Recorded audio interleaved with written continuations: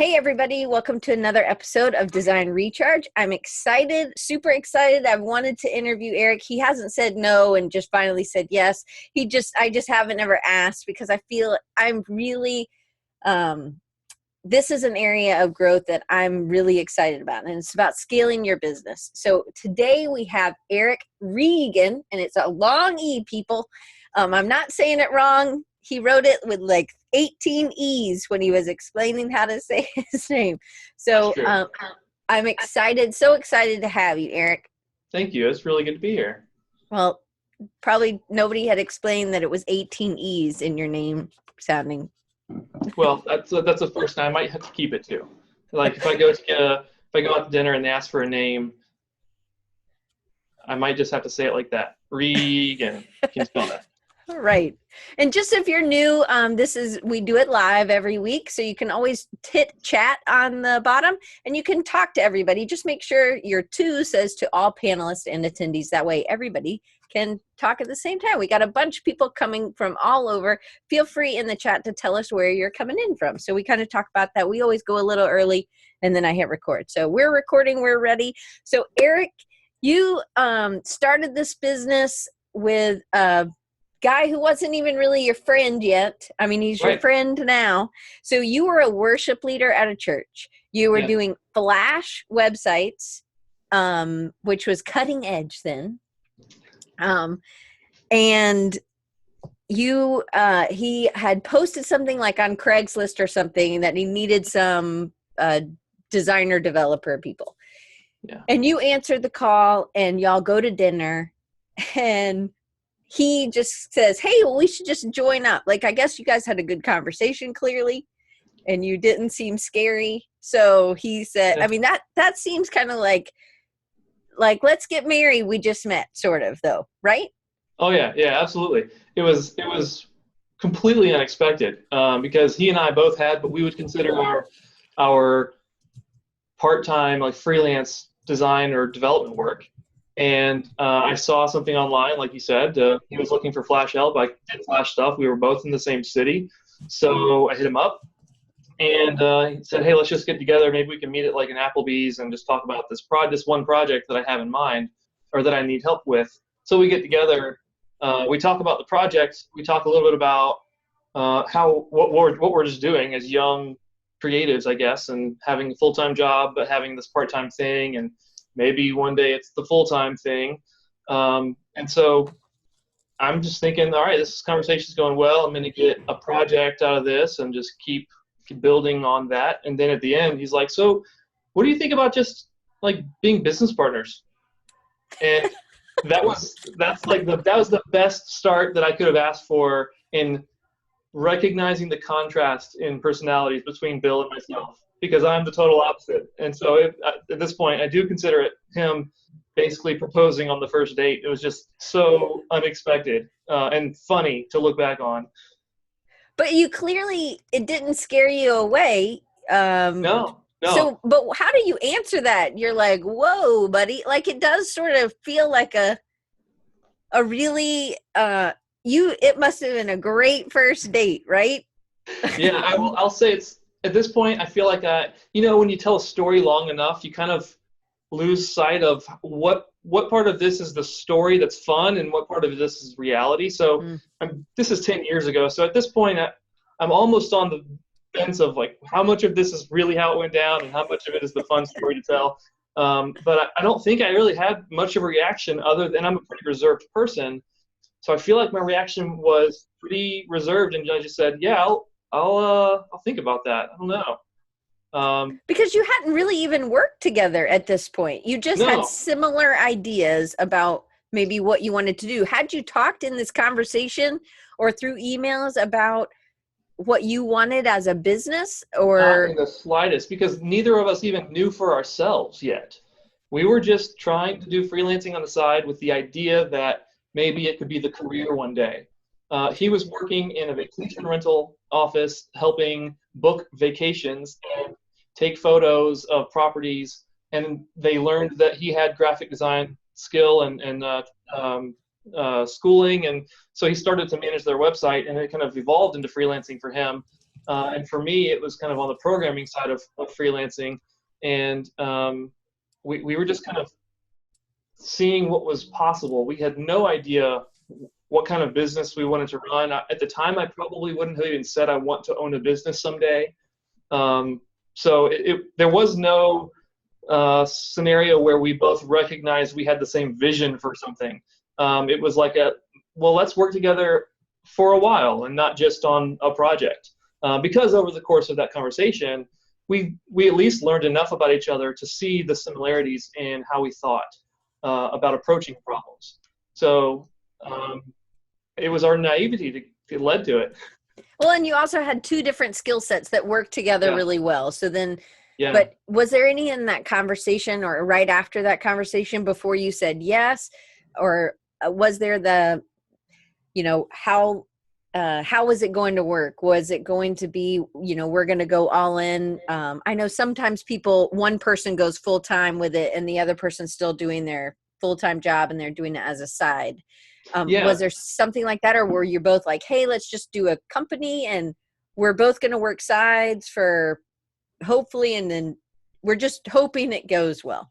Yeah, now for us, we were so far away from even being able to quit our jobs, both of us, that never even crossed our minds at the time. It was what we considered it as co-freelancing. So he still had a side job, I still had a side job, and we happened to do those side jobs together. So in our minds, it wasn't like we had formed a legit business. I was working under my name. He was working under a DBA, a doing business as, kind of a company name. And so we just kind of went with his. And so we technically talked about ourselves as this company, which was not called FocusLab yet. And we, internally, kind of between each other, called it co-freelancing. And it took a few years before either of us were really ready to quit a day job. So you're taking on jobs thinking, I hope Bill has enough time to do this portion of this project? Or are you, before you take a job, hey, I've got this, can you schedule this out? Because a lot of times with web, it's not like you can just whip it out in an afternoon. Right. Yeah, it was more of a we weren't busting at the seams from a leads perspective. So when something happened to come in, because we didn't know a lick about sales, it was mostly referral based. So when a referral would come in, a friend of a happy client, basically, we would just say, all right, we have a new project, let's do it. It wasn't, do we have the time or not? It was, we're going to say yes, and then we're going to make it happen somehow. And at this point in my life, I actually had 3 jobs. So it was not always the easiest thing. Shortly after I met him, though, I did whittle that down to 2 jobs, which was good. But yeah, it was more of a let's say yes and then make time for it, because we at least knew that we wanted to see if we could grow it into something. And to see if we were going to be able to do that, we were going to have to take on work that might have us wondering how we were going to make it happen. Right. So you have this, both of you have a commitment. Clearly, neither of you have a commitment issue, because he doesn't, because he's ready to go for that first date. But but it's understanding, because that's, I think, one of the scariest parts is that one partner might be more committed than another partner, which normally you would know because you know them or you've worked with them, but you didn't. So there had to be some faith just jumping in of trusting this guy. But I guess you weren't just jumping all in. You weren't quitting your 3 jobs to do this thing. So you had that time to build that faith. Yeah, the mentality was there was a lot of what do I have to lose in it, because neither of us had built up this highly successful freelancing career. We were both still early into that, and so it almost seemed like worst case scenario, I just keep freelancing on my own. I'm not gonna have to replace a job that I left to make this possible. So there was just not a lot of risk early on. So were you taking jobs that if Bill couldn't do it, you could still do it? Yeah, we were doing that. That was a lot of what it was early on. Before we met, we both would have said that we can design and build websites. And when we met each other, we realized I cannot design websites and he cannot build websites. Neither of us should have been doing those things. But together, he can design them and I can build them, and it's a lot better for everybody. Right. Over time, that actually led to certain projects being just design oriented and certain projects being just development oriented. So sometimes we'd have a client come in that Bill never even really talked to. And that's happened in kind of a seasonal way. It happened in the first number of years. All right. So you do finally quit all your jobs, and he quits all his jobs, and you come together. So what timeline? So this was 10 years ago when you first had the first date, let's get married meeting. Yeah. And then how long was the courtship before you literally took the plunge? Yeah. So we worked together for about 1.5 years before we realized, you know what, this could be a thing. Like, we can actually make this happen. Let's try to get even more work so that it can pay our bills and we can quit our day jobs. So we set out on that path, and then my wife and I, our daughter was born 12 weeks early around this same time frame. So I'm working, like you mentioned, I was working on staff at a church. I was worship leading, but not at this church. I was actually a web developer on staff, and fantastic benefits. And when I had a premature baby 12 weeks early, it's like, Bill, I'm not going to be able to quit my job anytime soon because I got other things to worry about now. So essentially, he continued on the path he was on to try and replace his income. And he crossed that line a little before I did, around an August timeframe. And then the next year in April, I kind of caught up to that, to where I was able to quit my job, and we were both full-time. And that's when we actually changed the name to FocusLab. So the timeline from when we met to when we both quit our jobs was about 3.5 years, roughly. And that was about 7.5 years ago. So you were juggling a lot. So how was that? Because there's a picture of you, and I think maybe either you showed this at Creative South or I've seen it on the internet. It's like you and I think your daughter on your lap. You know, you're just busy coding away, and you look like a teenage parent, I think, you know, because you look pretty young. Yeah, but none of this. Yeah. So, and then your baby's on your lap, you know, as you're just coding away. Yeah. So juggling, because you were still doing the full-time job, because I think that's where a lot of the people who are calling in, they're here with us today, they're working a full-time job and they also have a side hustle. And maybe some of them don't even think about doing a partnership. So I think this is a good foray into that.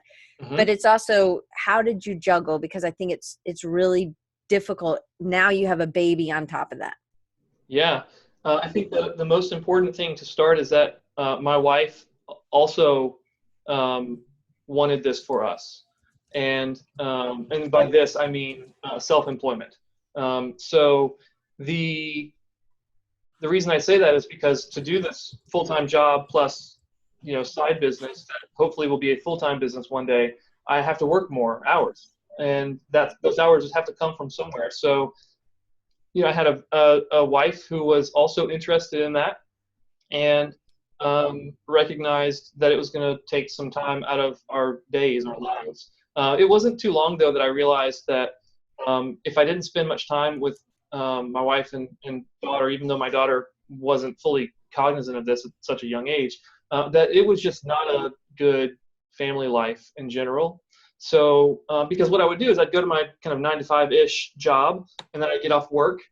We'd probably eat some dinner, and then I'd get back to work on the side business and into the evening hours. And while I'm working, it would become like bedtime, and then my wife would go to bed or something like that. And there was a lot being taken away from family. So what I ended up doing was working full time, my day job, going home, and then just being with my family. And then we would all go to bed at the same time. Well, I guess not when my daughter was very young, but my wife and I would go to bed together, and I would wake up at 3 the next day. And so between the hours of like 3 and depending on the day, 7:30, I would just be working on the side stuff, and then I would go to work. I don't remember how I managed to get phone calls in. I think most of those would have been on lunch breaks or something, but I didn't have a lot of phone calls because I was just mostly building websites. And if there were phone calls to field, Bill would be able to do that because he he quit his job before I did. So we had to figure out how to make it work for our family. But the reason it worked is because both my wife and I were kind of bought in on it. Well, that's something you had told me when we did our test talk, that that's something FocusLab really believes in, is that you don't live to work, you work to live, right? Exactly. So that's like one of the company philosophies. Yeah, absolutely. And we wanted to, we didn't come up with that until maybe 3 years ago. And it was one of those things where it was more of an observation that we were already trying to operate that way. So we might as well put it on paper and intentionally make it across kind of the company a known thing. And going backwards, I started to recognize how long ago that actually became something that I valued and that my wife valued. All right. So being uncomfortable. So you kind of started off uncomfortable. You definitely had buy-in from your wife, which is another part of your team. So can you describe other times when the business was in a growth period that y'all also had to be uncomfortable in order to grow? Yeah. It's kind of hard to choose one. You can do more than one. I'm in one right now. So I'll tell you that when we started things off, it was just Bill and myself, and we would consider Bill a designer, me a developer. And I did a good bit of writing of blogging early on. And most of my blogging at the time was just an effort to learn things better, because I felt like if I was going to teach it, I'd have to learn it even better. And a way to teach others the things that I've learned, because I benefited from free learning, over the years. And so it was mostly that. What it accidentally became was content marketing before content marketing had a name.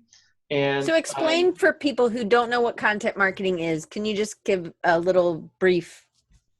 Yeah, I will, to the best of my ability as a non-content marketer.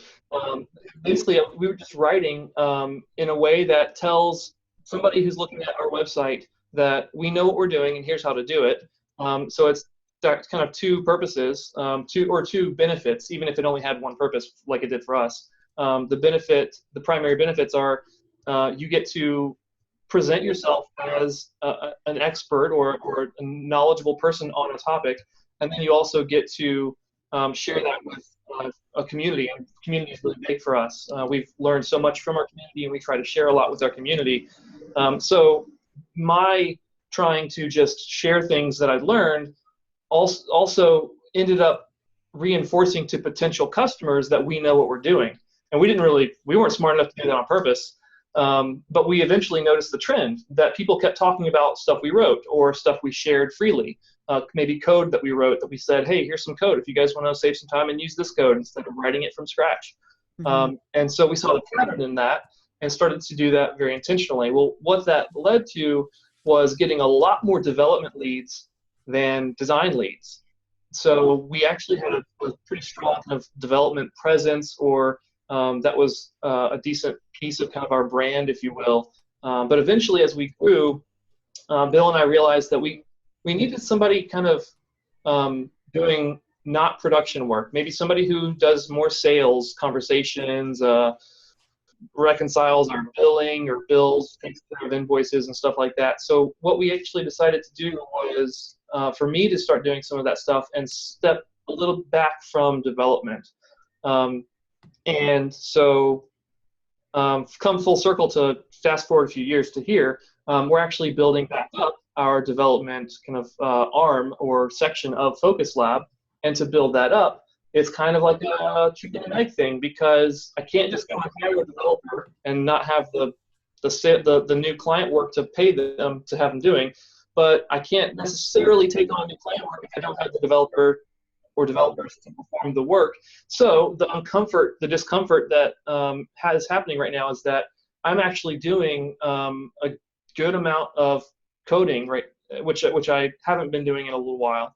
But it's in an effort to grow, to justify the hiring of a new team member, and it's definitely something that is not comfortable. But it was intentional, and we knew what it would feel like. So that there's at least that. But it's just kind of like a stage of growth where we need to stretch ourselves a little bit before we can actually settle into it. And it's just like any kind of workout you might do. You got to break down the muscle to let it build back up stronger. And so that's kind of a real-time discomfort that we're experiencing. And I'm not the only one experiencing it. And, that affects other people in the team as well in different ways. So I know I kind of got ahead of myself in the questions, but I'm just going to keep going in the same way. So Bill seems very different from you, not from what you've said today, but from what I've read and what I've talked to you about before. Yeah. So do you think this characteristic is one of the things that's been part of your success and that you have benefited from because you guys are both different? And do you think it's maybe led to more business because you weren't so like just the same? So would you recommend me having a partner that was more different from me? And if so, what way do you think that your differences, you and Bill, has really helped your growth? Yeah, that's a great question. I think that I've heard that at multiple conferences in a variety of forms. I'll start by saying I have no experience to talk about except my own, which is limited. So I can kind of tell you what I assume, but I'll be the first to tell you that doesn't mean it works for everybody. Right. Bill and I are very different in a lot of different ways, from a personality perspective, the way that we communicate, our presence in general is very different. The way that we solve problems is pretty different. And at its core, a question that we get a lot is how or why does your partnership work the way it does? Because honestly, a lot of partnerships don't go as well as Bill and mine have gone. So I think at its foundation, the reason that it works, the reason that Bill and I's partnership works is that we have the most important things that you would want to be aligned. We have those things aligned from a personal values perspective. And so an easy example would be if either Bill or myself were more interested than we are in making profit and filling up our personal assets or bank accounts or something like that, our partnership wouldn't work the way it does. That's an easy one to use because it's a very tangible example, money. And he and I have a very, very, very similar philosophy of reinvesting in the company and making our team a priority over us in a lot of different ways. And so if we didn't have that aligned, then it would have made that a lot harder when we're trying to hire people or give bonuses or change salaries or benefit discussions. Or even time, how you spend your time. Yeah. Hey, man, why aren't you working on this? Because we need to grow. Yeah. So I think a lot of why we work is that foundationally, we just have the same values and principles. Now, we differ tremendously in the things I mentioned earlier. And the best example is day one at Applebee's when he said, "Do you want to be business partners?" And I'm like, I didn't see that coming. That's not my style. And really, I think that your point is that having that difference can lead to a better end result for a thing, whether it's a business or a project or something like that. And in that, we complement each other really well, I think. And that has led to some really good things. It seems like you also both probably are pretty humble. If you could look at his work and say, "Hey, yeah, man, you're better at design." And then he can look at your coding and be like, "Hey, man, you're better at this than I am." So you both had to be humble. So you're similar in many ways too, but it was just those specific things that you needed to be aligned in. I think it wouldn't have probably worked if you were always feeding his ego or he was always feeding your ego. Yeah, I agree with that for sure. To your question of if you would need somebody, if somebody's in the shoes of being solo and maybe wondering about growing and scaling a business and asking themselves, do they need a partner that is different to make that possible? That's a really hard question to answer in a broad sense, but I will say that having a business partner who actually owns part of the same business, the same entity, is not the only way to have somebody different from you as a part of the business. Mm-hmm. So I would say that you will need somebody around you who is strong where you are weak. Mm-hmm. And whether or not that person is a business partner or an employee who's got maybe certain perks that other employees don't have, or just an employee in general, or just a freelancer for a little while. Having somebody who has strengths where you have weaknesses is going to be a huge asset for sure. Right.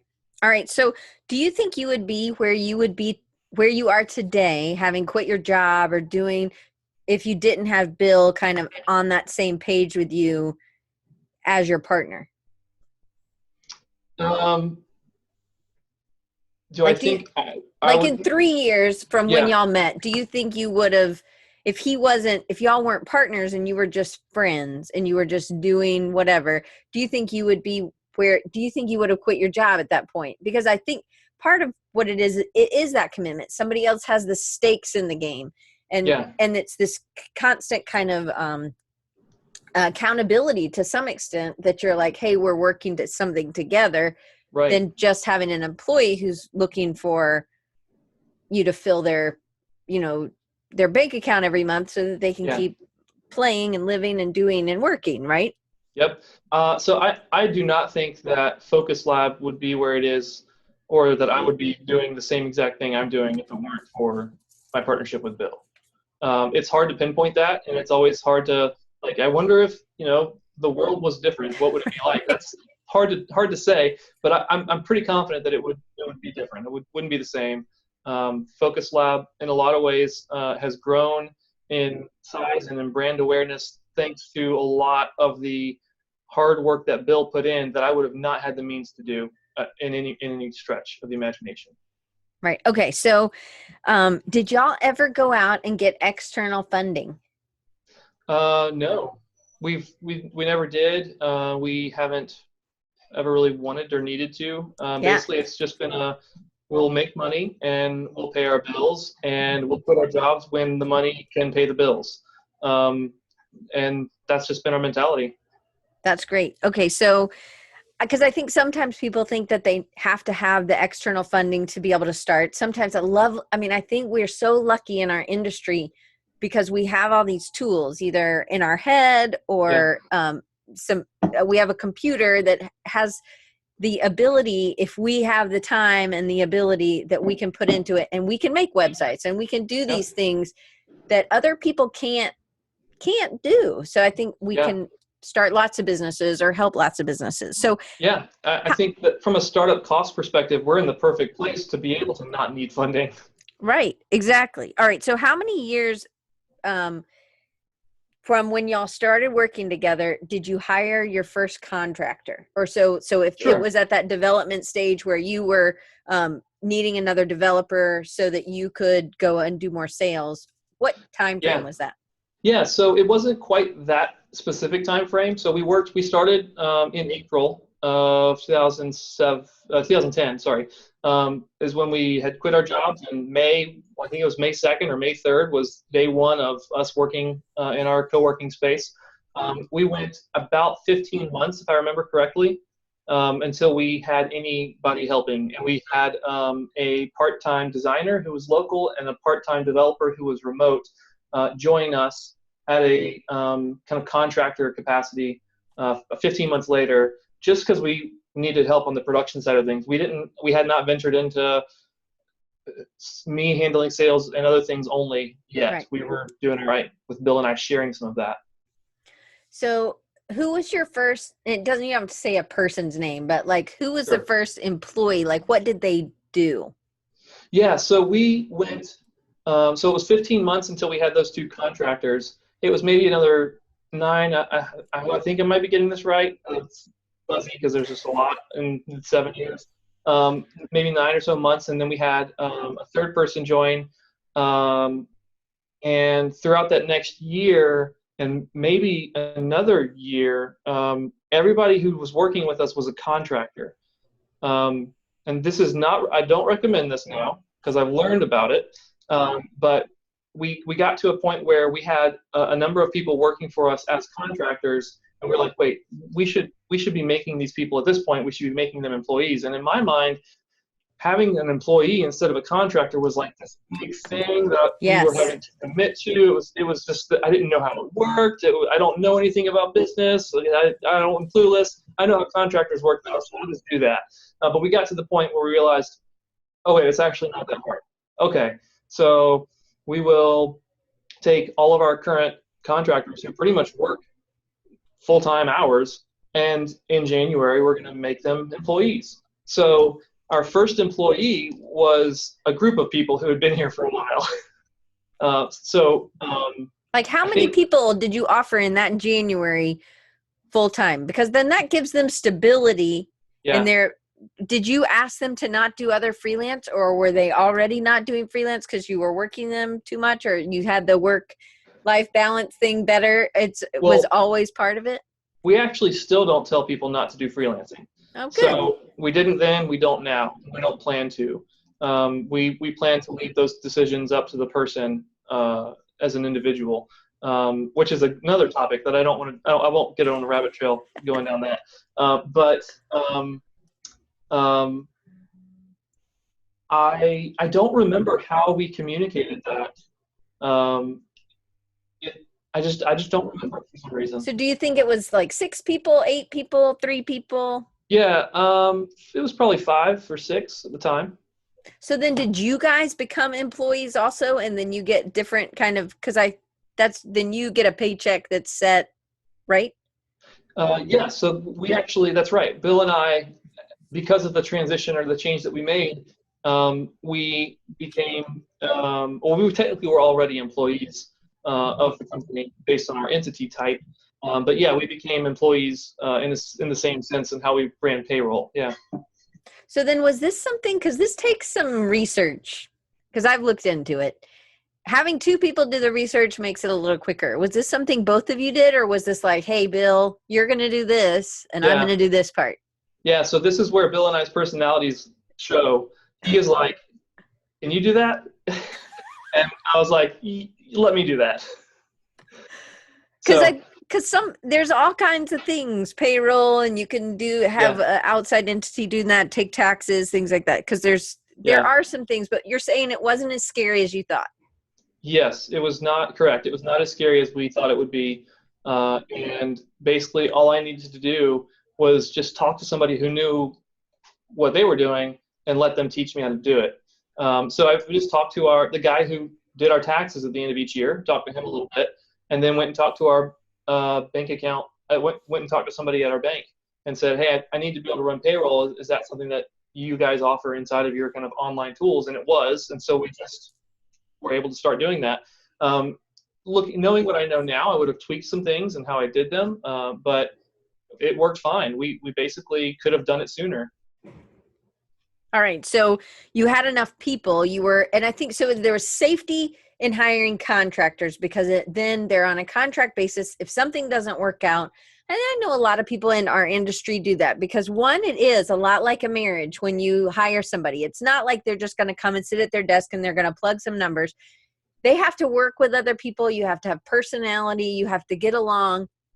In the creative industry, I've said this before, it's very incestuous and not in a bad way. It can be really good. I used to, when I was younger, I thought that it was bad. Oh, everybody just knows.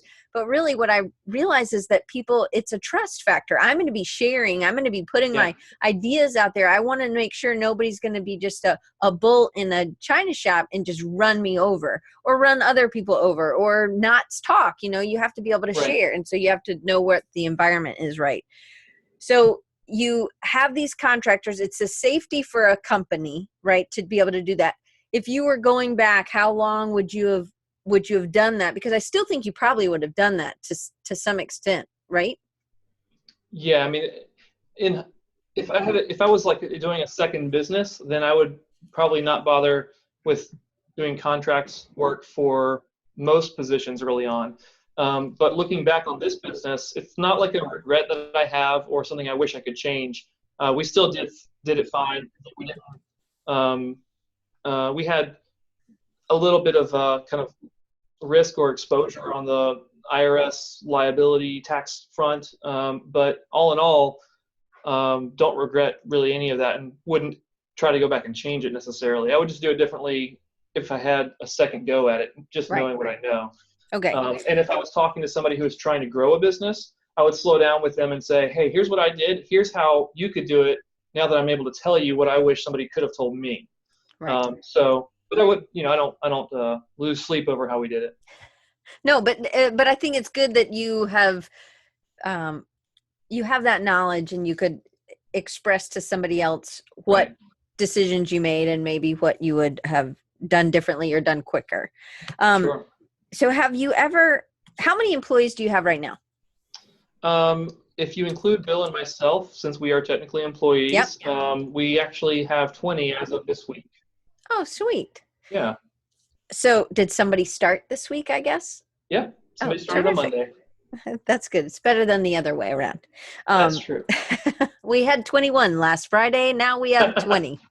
All right. So have you ever gotten so big? Because sometimes in our industry as well, people get a big contract, so they pull people in, and then the contract goes away. It's a 3-year contract, and then they have to lay off a bunch of people. So it can be a different philosophy. You kind of, I think if you're letting people know up front, then you understand. But I think sometimes it's not as clear for some employees, or especially new, early, people coming up. So is 20 as big as it's gotten, or have you ever had to scale back? And if so, if you don't mind sharing that, because I think that's also a big fear for me. It's like, well, I don't have enough work for you. This would be the worst thing. And this is, I think, why I haven't hired somebody, right? Because I don't want to be in that position, because I think they're depending on me to pay their bills, and I really want to be able to provide that. So, yep. Have you been able to? So 20 is the biggest that we've done. We have had to, I'll say, scale back. That's the very friendly way to say it. So I don't mean that you need to change the way you say it, but one of the things that I try to do here is to make sure that we humanize everything we can. So little small tangent. The phrase human resources drives me nuts. And when you're talking about like a number of people on a project and calling those people resources, that drives me nuts. So with me, what I'll say is we've had to lay people off. We've had to lay people off because we couldn't pay them. And it is one of the hardest experiences that I've gone through as a person. We were about 15 or 16 people 3 years ago, 2-3 years ago, and basically got to a point where we did not have enough new business coming in to sustain our payroll, to pay people on time. And we recognized that later than we would be able to today, because we've changed how we monitor that kind of stuff. But it was essentially, we were relying on client work to pay every penny we owed to anybody. And we didn't have any debt, but we had payrolls. The biggest thing for nearly any agency out there, any kind of creative team, payroll's the big expense. And we made some bad decisions earlier in the year that slowly built up over time. And then eventually it was like, oh my gosh, like this is happening right now. I can't see it 3 months coming. I can see it in 3 weeks. Like we're not going to be able to pay everybody. So it did have to do with the amount of leads or the amount of sales we had coming in. And we learned a lot from it. We learned a lot, and we've changed some things as well. That being said, we also, even at the time, we try not to hire people just because we get an influx in new business opportunities. There's just a tremendous amount of risk in that, and we're kind of in this for the long game. We don't really want to hire a bunch of people and scale up, as a lot of people will say, because we have new business, and then scale down when we don't, because that's just hiring people and then having to lay them off because I had a couple of big projects come through the door and I didn't have the means to sustain that. So we try not to let any new business opportunities dictate or direct our job openings or availabilities. Sometimes the timing makes it so that they really do coincide with our strategy of growing. But we try to grow pseudo independent of when new sales are kind of coming in the door, or big sales, if you will. Right. But the fear that is involved in offering somebody a job is very real. When we offered our first contractors part-time contract work after 13 months or whatever it was, 15 months of doing stuff, we were like, oh man, what if we don't have this work in 4 weeks or 6 weeks or 4 months? And that was just contract part-time work, but that's where our mind was. We're like, what if? Can we keep this going? And the reality is that to some degree, that what if question still exists with every person we offer a job to today at 20 people. Right. So the degree to which we focus on that is a lot smaller. And at this point, I don't call it a fear. It's much more of an awareness. But it's not something that we let cripple us in decision making, because if we did, we'd never offer anybody a job. Right. And you wouldn't have grown, because you and Bill can't do everything that y'all have done. Right. So, did you have to start pricing your work differently to be able to think about that growth part? Because if you're planning on growing, you have to have your work have enough money to more than just paying the bills at Bill's house and at your house. Absolutely. When we started, we were pricing our own freelancing work hourly at a really similar way. And so it was dirt cheap compared to what it is today. I mean, we were charging I think our first joint rate after Bill and I decided we're going to start charging clients as one entity, if you will, was like $35 an hour. And way low compared to other people, even 10 years ago. At the time, we didn't really know much about taxes. So we basically recognized that we need to pay our bills, and $35 an hour could pay the bills just enough. But we realized that was going to get us nowhere. So we went from 35 to 55 after a few months, and then a while later we went from 55 to 75 an hour, and we charged the same hourly rate for everything we did. And then I was basically ready to really try and grow this thing, and realize we're not charging what I would consider really a professional rate if we're going to be doing this hourly thing. I think we need to double it. I think we need to charge $150 an hour. And Bill was like, what?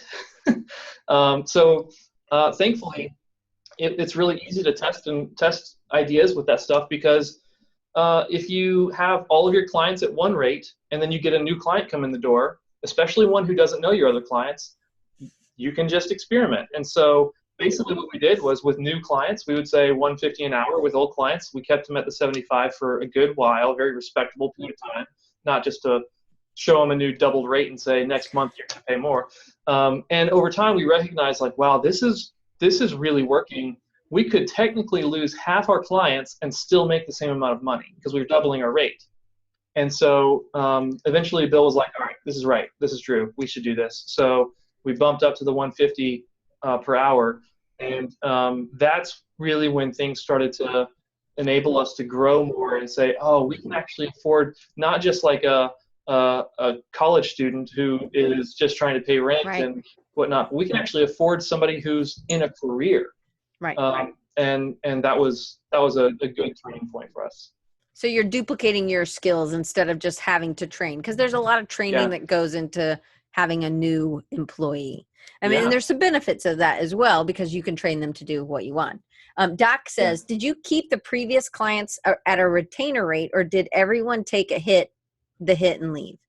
It was case-by-case basis, and we didn't have a ton of clients, so it was easy to keep track of this case-by-case basis. And we had, I think most of our clients, we gave them 6 months heads up, and lost some of them and kept a few of them at the more expensive rate. And then eventually we lost pretty much all of them. But that was as our company kind of evolved and what we offered, the types of things that we did. And they would have just found a better design partner somewhere else. But when we changed the rates, We tried to do it as case by case as we could, and with as much respect to the client as possible. So then did you ever change from a hourly rate or a per person hourly rate to a project rate? Yeah, that's another one of those topics that we could spend hours on. Yeah, we try not to price anything from an hourly perspective anymore. Looking backwards, it didn't slow us down, it didn't hurt us, but I recognize the pros and cons of hourly versus kind of fixed price billing or pricing. So we didn't have retainers. We didn't have everybody at an hourly rate. We try to have fixed price stuff these days, and most of the time we do. The general reason is it's about who's taking what risks in the relationship. And we feel like in a lot of good relationships between us and the customer that we should be the ones taking most of the risk off of their plate, that they're paying to take the risk off, which is the risk of them doing the work in-house or them hiring a different company instead of us. And when you charge hourly, your client is taking a big risk in that you have estimated it correctly. And so we like to take that risk off their plate, have fewer surprises, and if we were wrong about how long it's going to take us, we're the ones who will take that hit, and the client doesn't have like a crappy client experience because of it. And I think that that's something when you're working with anybody, it's really, if they're a contractor or not, this is what I've found. If I thought it would take somebody 30 minutes and it actually took them 3 hours, then we had a communication breakdown and I have to eat that, not my client, because, and I understand like what this has happened to me. And it was poor communication on my part. I should have said up front, hey, I need this to take 30 minutes to an hour. This is a fast turn. This is not a 3 hour, do tons of sketches and concepting. I just need this blank thing, Yeah. And I think it's a communication thing, but I also think I'm super, super glad that happened to me. And I just had a little bit of issue instead of having to eat something that was like a ton, because I do think I agree with you about the project. So Jeremy has a question. He says, is the plan to increase your rates annually, even dealing with specific clients' budgets? What would you say to that? My plan is to become more profitable annually. Whether or not that means my rates need to increase is a detail, but not the driving force. So for us, that has to do more so with the type of client opportunities that we get, and not so much how much I might price something per hour. Because in reality, we try to price things based on the value that we're able to bring to a customer, and we can do a set of work for a local small mom and pop business and do the same set of work for Adobe. But Adobe, because they have a much larger scale and base of users, they get a lot more value out of that. Even if it's a smaller amount of work, theirs is times 1,000 the value, much higher than it would be for a small local business across the street.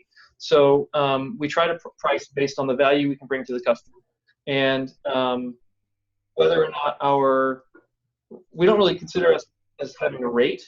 We try to have individual conversations with each customer because we feel that their context is what matters. And as long as we can perform the work in a profitable manner, meaning we got more money left over than it costs us to do the work, then that's kind of more of the focal point for us. So we look at the last year, the last quarter, how profitable were we? Well, let's try and be a little more profitable this year, this quarter on our project work.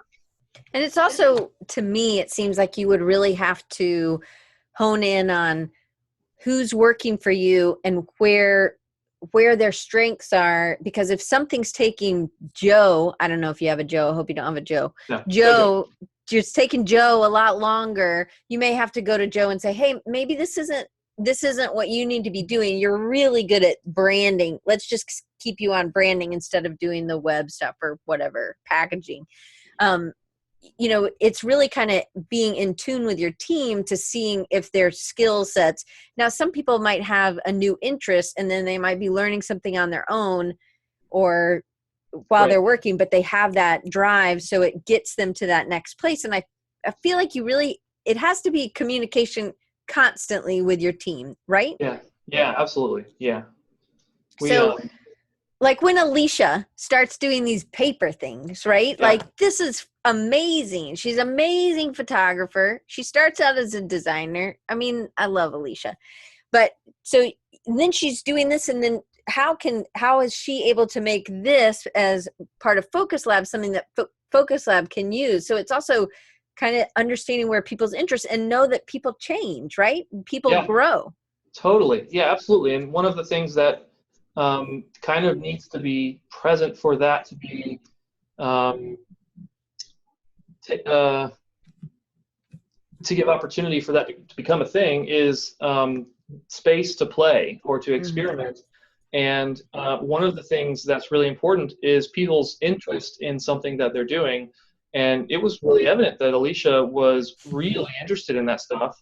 And just in the first few pieces that she did, it was obvious that that was a potential core strength of stuff that she could really be doing. So she just said, "Hey, can I do more of this?" And Bill, it was just, we were both just like, "Yeah, yes, please." And she's killing it. Like that stuff is amazing. But it's something that um, it would only be possible if there was some space. If somebody who's got an interest of like that has the opportunity to play in that. And Alicia doesn't just do that here either. Like she was honing a lot of that at home too, and doing it not just for, it wasn't for Focus Lab's benefit. It was a creative itch that she had, and it happened to end up being a part of stuff that she brings to the table at Focus Lab. And that's actually happened in other scenarios here as well. Even with myself, like I'll just kind of play with some ideas in my own time, maybe on a weekend or in the evening, and it ends up maybe becoming part of what we're able to do as a team or as an agency. So Jeremy has another question. Do you use Yeah, project management or task management tool to keep up with the hours worked, or maybe even a traffic manager to keep up how long certain projects take? I was thinking the same thing, Jeremy, because clearly, yeah, Eric, you have a really good way of from the beginning, either understanding what your new employees, your designers, your developers, everybody who's working, how long something's going to take them, or and that's just them being honest and not just trying to be pleasers.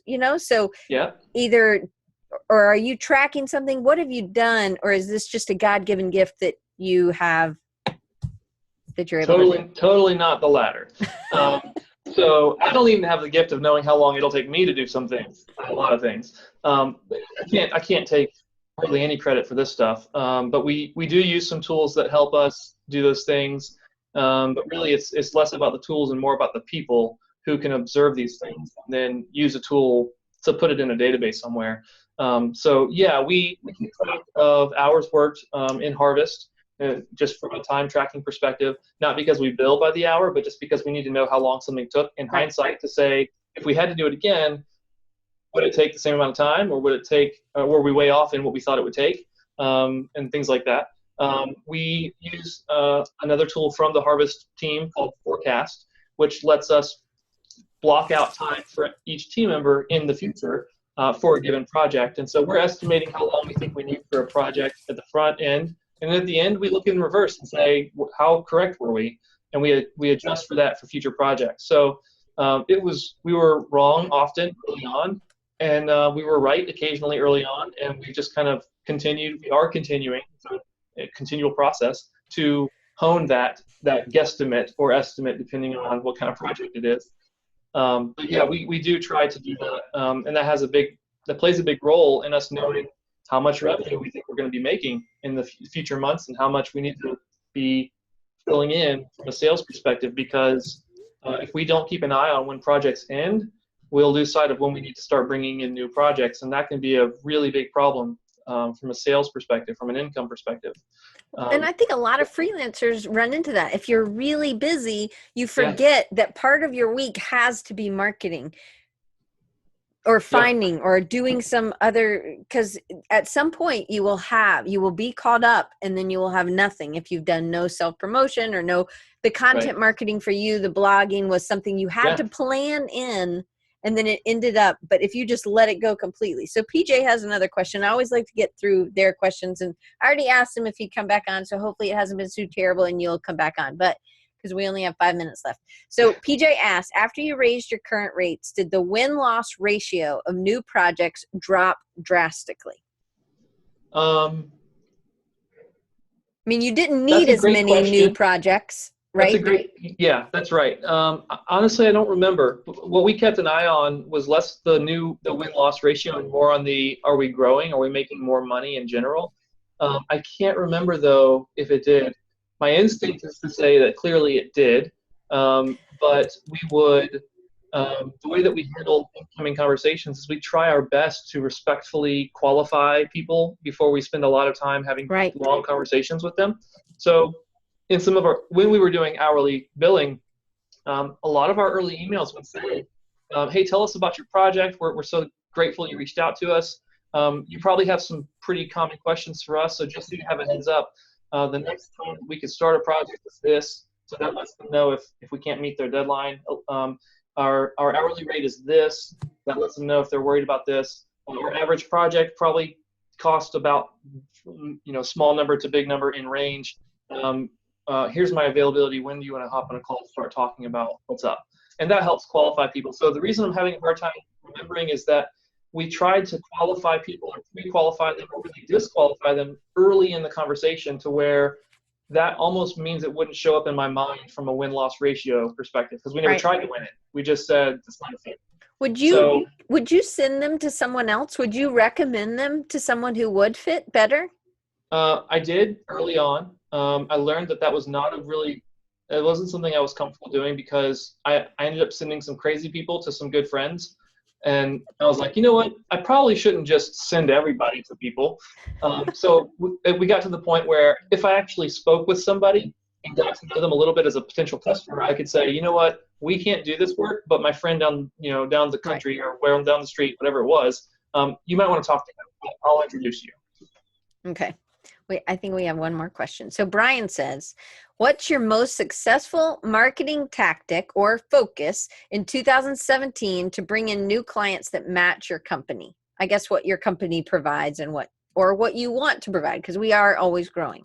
Great question, Brian. Yeah, that is a great question. One thing that we've actually done that is kind of like a quiet marketing is we've recognized that we just in the past have done a pretty poor job of continuing and nurturing relationships with past customers with the intent of them either coming back to us for either new services we offer or new projects that they come up with or them telling their friends about us. And so one of the things that we've had an increase in this year is repeat business and referral business because we've just paid more attention to it. We've just done that more intentionally. And it's one of those things where I kind of just kick myself looking back, realizing, I mean, in general, we had a lot of leads coming in for a good while, and it was hard to keep up with them. And I am grateful for that busyness, if you will. But I never noticed, because we were always talking to new people, that we just said goodbye to clients and just didn't reach out to them again. And I'm like, oh, that was me. That was totally me. I'm right there. Yeah. So to that question, if you're a reader, which I hope you are, if you want to grow or scale a business, you're going to need to be a reader. You should check out the book, The Revenue Growth Habit, which is a really practical book that just gives you good ideas around being able to grow your revenue in consistent small pockets of time each week, each day. And some of what we've done is going to come from that or been inspired by that. It's I just want to make sure, because I don't hear super well. I think I need hearing aids. Revenue growth, not gross habit, right? Correct. Okay. I'll put a link in the show notes as well. Because I can't spell this that quickly. I should be able to spell revenue and talk, but I can't. So we have a minute left. So I want people, we definitely didn't finish. I would definitely like to have you back on. I am, just so you guys know, I'm planning on 2 series next year.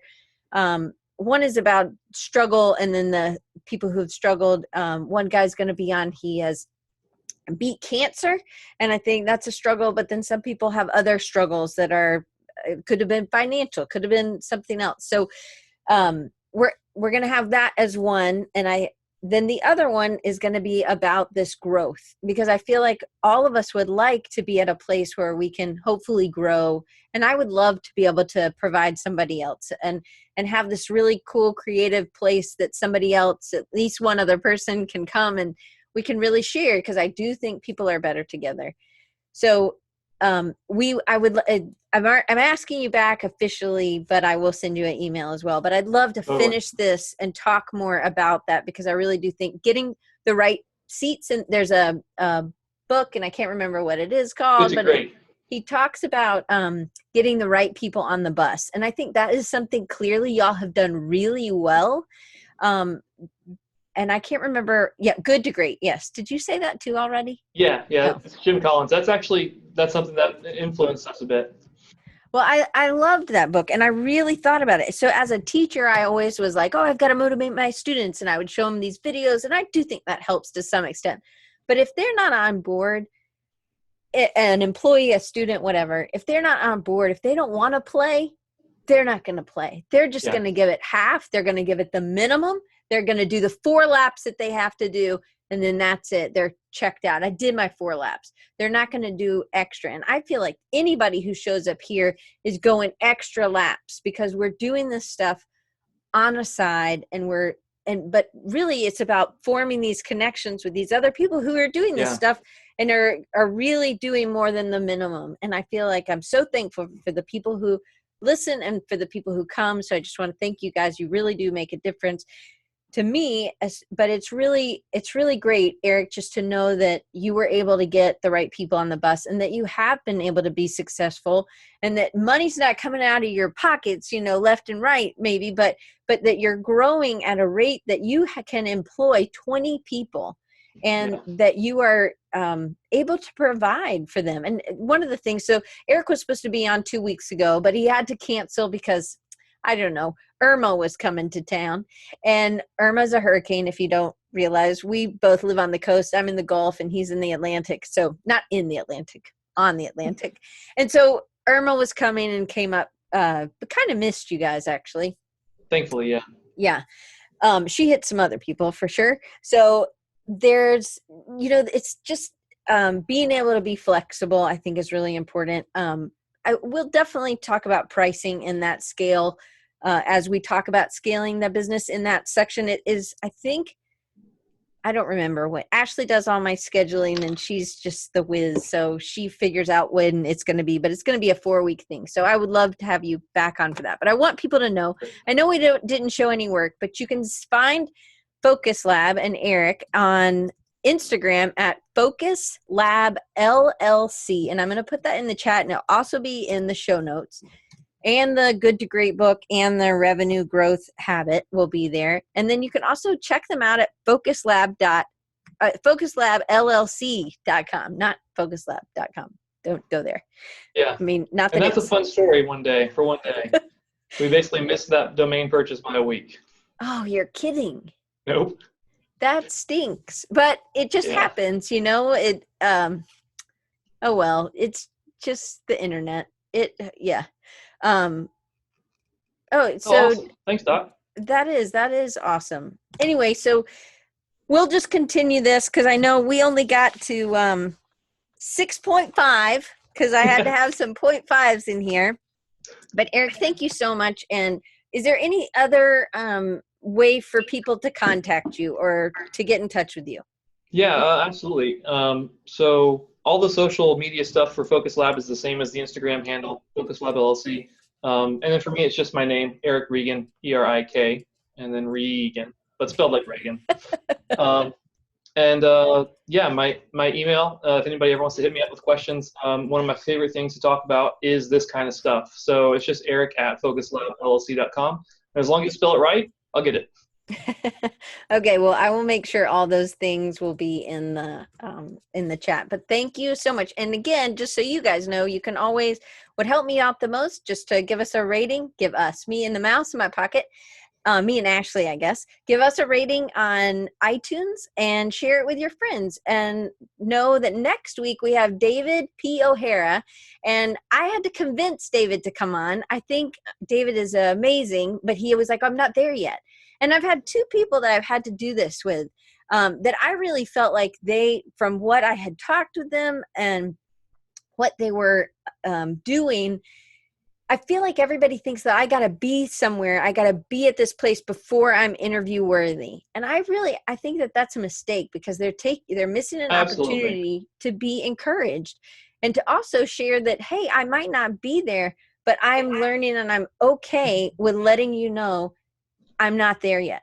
Because if it wasn't okay for us if we were all just had to be at this level, nobody would be sharing anything. And we definitely wouldn't be feeling like a community. So David didn't want to, but I was like, man, this is what people need to hear, is that you didn't give up. And so he is a UX UI. He's outside of Seattle, and he went to undergrad in Pensacola. I didn't know him there, but then he moved. So there's a transition between culture, kind of living, it's different, Seattle to the deep South.